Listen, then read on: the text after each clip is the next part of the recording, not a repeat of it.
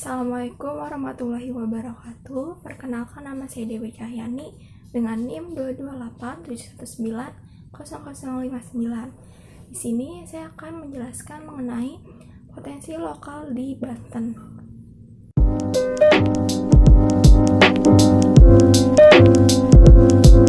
Gerabah Bumijaya merupakan salah satu ikon kerajinan tangan dari kawasan Banten. Kerajinan gerabah Bumijaya sudah ada sejak lampau. Dari hingga kini masih hidup dan dari generasi ke generasi. Gerabah Bumijaya berasal dari Kampung Gerabah di Desa Bumijaya, Kecamatan Ciruas, Serang, Banten.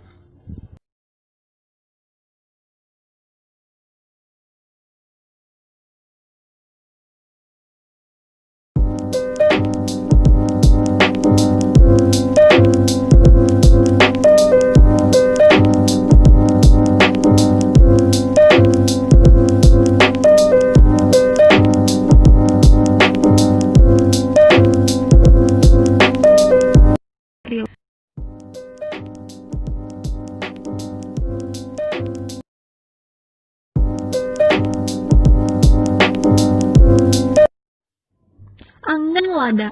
Makanan khas Banten yang pertama adalah anggen lada, yang memiliki arti sebagai sayuran kuah pedas.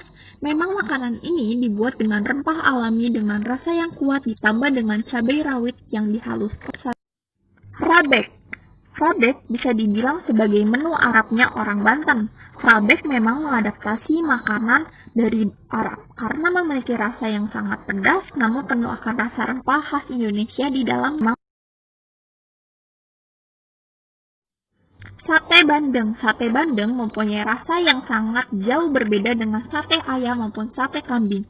Karena mulai dari proses pembakarannya sudah melewati proses yang sangat panjang.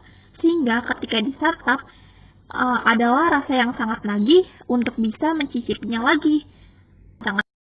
Pecak bandeng. Menu pecak bandeng umumnya dibuat untuk para petani yang berada di sawah sebagai bekal makan siang. Namun, semakin lama, makanan ini mulai banyak disukai oleh banyak orang, baik itu dari masyarakat Banten itu sendiri maupun oleh pendatang serta pengunjung kota.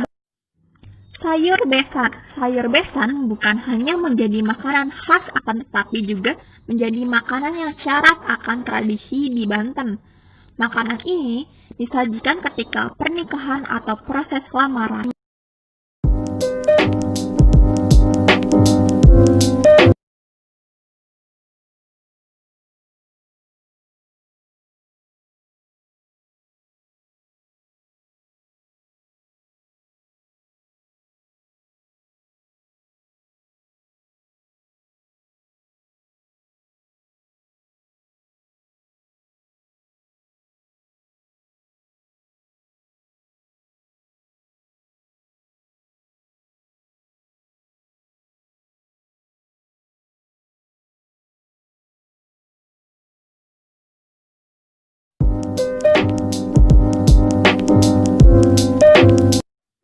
Gerabah Bandulu. Gerabah satu ini sudah cukup terkenal di kalangan wisatawan, terutama wisatawan yang sering berkunjung di Pantai Anyer.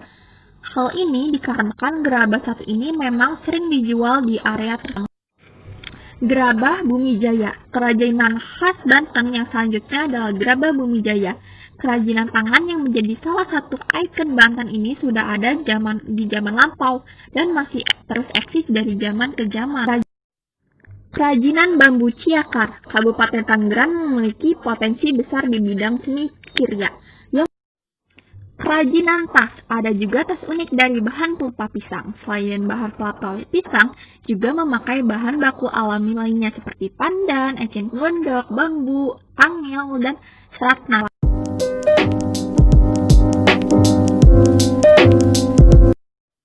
Masjid Agung Banten. Masjid Agung Banten dibangun oleh Sultan Maulana Yusuf pada tahun 1566. Selain sebagai pusat pembangunan Islam di Banten, masjid ini juga dibangun untuk melengkapi bangunan kesultanan yang ada.